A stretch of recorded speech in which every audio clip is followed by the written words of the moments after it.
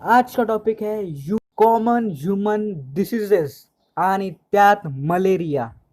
अपने बॉडी में जो ऑर्गन्स है या फिर ऑर्गन सिस्टम्स है, उनकी फंक्शनिंग अगर डिस्टर्ब हुई किसी इन्फेक्शन या फिर किसी डिफेक्टिव डाइट या फिर हेरिडिटरी प्रॉब्लम से, तो हम उसे कहेंगे डिसीज।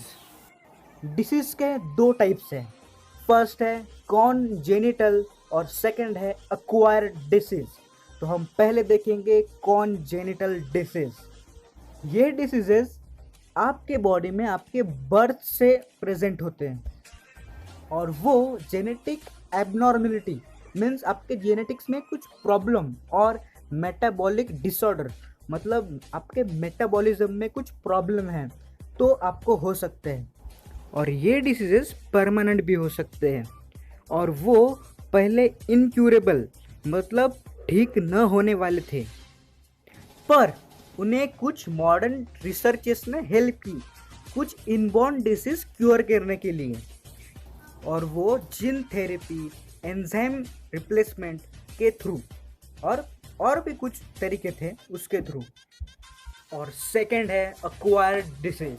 अक्वायर्ड डिसीज आपके लाइफ के थ्रू मतलब आपके बर्थ के बाद डेवलप होते हैं और उसको हम टू टाइप्स में डिवाइड कर सकते हैं।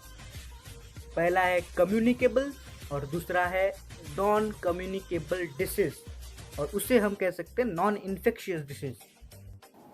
जो डिसीज इन्फेक्टेड पर्सन से हेल्दी पर्सन में ट्रांसफर हो सकते हैं डायरेक्टली या फिर इनडायरेक्टली, तो हम उसे कहेंगे कम्युनिकेबल डिसीज और इन्फेक्शियस डिसीज। मलेरिया या फिर और भी कई डिसीज इस टाइप के एग्जाम्पल हैं। कम्युनिकेबल डिसीज पैथोजेंस की वजह से होते हैं, जैसे कि viruses, bacteria, fungi, helminth, worms etcetera. जितने भी ऑर्गेनिज्म डिसीज कॉज करते हैं हम उसे कहेंगे पैथोजन। कई ऑर्गेनिज्म हम तक पहुंचने के लिए दूसरे ऑर्गेनिजम्स की यूज करते हैं और यूज हुए ऑर्गेनिजम्स को हम बोलते हैं वेक्टर्स। उस वेक्टर के कांटेक्ट में हम रेगुलरली आते रहते हैं और वो होते हैं पैरासाइट्स। पैरासाइट्स ऐसे ऑर्गेनिज्म हैं जो दूसरे ऑर्गेनिज्म के बॉडी पर जिंदा रहते हैं और This उनको is the लगने वाला deadliest सब animal in the न्यूट्रिशन उसी world. होस्ट ऑर्गेनिज्म के Mosquitoes kill बॉडी से hundreds of thousands of ले people लेते हैं। each year. The most parasites के टू कैटेगरीज है, और फर्स्ट है एक्टोपैरासाइट और सेकंड है एंडोपैरासाइट। एक्टोपैरासाइट के एग्जांपल है बेड बग और एंडोपैरासाइट के है प्लाज्मोडियम। और नॉन कम्युनिकेबल डिसीज इसके उल्टा, मतलब जो डिसीज इन्फेक्टेड पर्सन से हेल्दी पर्सन में ट्रांसफर नहीं होते उसे हम कहेंगे नॉन कम्युनिकेबल और नॉन इन्फेक्शियस डिसीज। ठीक है, तो कैंसर, कोई डिफिशियंसी डिसीज इसके एग्जाम्पल्स हैं। डिफिशियंसी मतलब अगर आपके बॉडी में किसी न्यूट्रिएंट की डिफिशियंसी है और उस डिफिशियंसी की वजह से आपके बॉडी में कुछ डिसीज हो रहे हैं तो हम उसे कहेंगे डिफिशियंसी डिसीज। तो फर्स्ट डिसीज है मलेरिया। ये मच्छर इन्फेक्शियस मतलब संसर्गजन्य डिसीज को ट्रांसफर करते हैं जो कि प्लाज्मोडियम से होता है।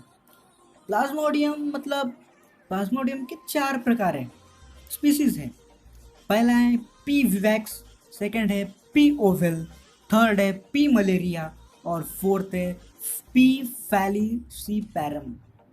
और इसमें सिर्फ फैलिसीपैरम सीरियस आपको इलनेस देगा और बाकी की जो है वो रेयरली आपके लिए आपके ज़िंदगी पर घातक हो सकते हैं।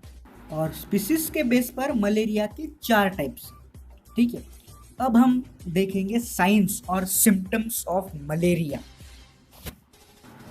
इसके सिम्टम्स मॉस्किटो के बाइट के बाद 7 से 15 दिन में दिखते हैं। इनिशियल जो सिम्टम्स है वो है फीवर, हेडेक और चिल। मतलब आपको ठंड ज़्यादा लगती है, चिल मतलब। और इसके क्लासिकल सिम्टम्स है cyclic occurrence of high fever followed by sweating, मतलब आपको कंटिन्यूसली हाई फीवर रहता है, मतलब साइकिल पर्टिकुलर टाइम पे। और उसके साथ आपको स्वेटिंग भी आएगी, मतलब पसीना आएगा। और सडन शिवरिंग, मतलब अचानक से आपको आप कांपने लगते हैं। ये है क्लासिकल सिम्टम्स। और ये क्लासिकल सिम्टम्स 4 से 6 घंटे होते हैं और वो 2-3 दिन में रिपीट होते हैं। आगे के सिम्टम्स है वोमिटिंग, मतलब उल्टी आना, जॉइंट पेन और थकान महसूस होना। अरे मुझे चक्कर आने लग गया अब। अरे वो लड़की।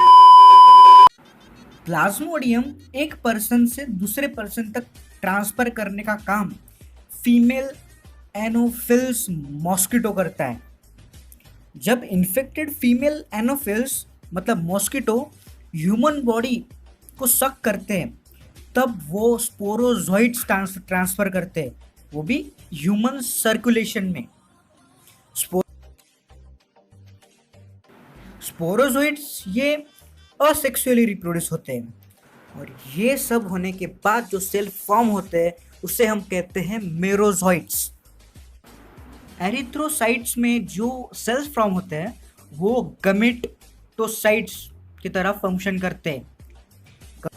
गमेटोसाइट्स अगर फीमेल एनोफिल ने लिए तो उसका फर्टिलाइजेशन गट में होता है।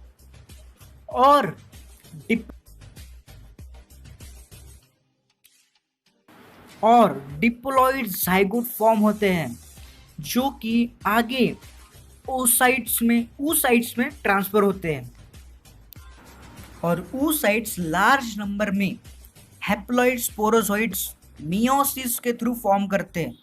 और स्पोरोजोइड्स ये क्या थे, जो फीमेल मॉस्किटो ने ह्यूमन सर्कुलेशन में ट्रांसफर किए हैं। तो स्पोरोजोइड्स का सलाइवरी ग्लैंड को ट्रांसफर होता है और वो फिर से रेडी होते हैं। अभी नेक्स्ट है डायग्नोसिस और ट्रीटमेंट। मलेरिया को हम ब्लड के माइक्रोस्कोप के नीचे किए हुए स्टडी से डायग्नोस कर सकते हैं। मलेरिया के ट्रीटमेंट में अर्टेमिसिनिन बेस्ड कॉम्बिनेशन थेरेपी यूज की जाती है। हु यानी वर्ल्ड हेल्थ ऑर्गेनाइजेशन ने 5 अलग अलग एक्ट्स रेकमेंड किए हुए हैं। उसमें अलग अलग अर्टेसुनेट, सुल्फाडॉक्साइन, पायरिमिथाइड, क्या वही जो पहले बोला था। हाँ तो क्या बोला था? पायरिमिथामाइन। उसके बाद है प्रिवेंशन एंड कंट्रोल। तो फर्स्ट प्रिवेंशन है कि मच्छर काटने से पहले ही आपने इंसेक्ट रेपिलेंट्स लगाने होंगे। सेकेंड है इंसेक्टिसाइड्स, जो ड्रेन्ड वाटर है जहाँ पे मॉस्किटो एग्स देते हैं उसे स्प्रे करना। थर्ड है मॉस्किटो लार्वा। मॉस्किटो लार्वा जो है मतलब एग के बाद की स्टेज, उसे हम फ्रेश वाटर फिश से कंट्रोल कर सकते हैं, उसे हम बोलते हैं बायो कंट्रोल। हम आपके लिए इतना कुछ कर रहे हैं तो आपका सिर्फ एक ही फर्ज है, सिर्फ और सिर्फ सब्सक्राइब और लाइक करना। और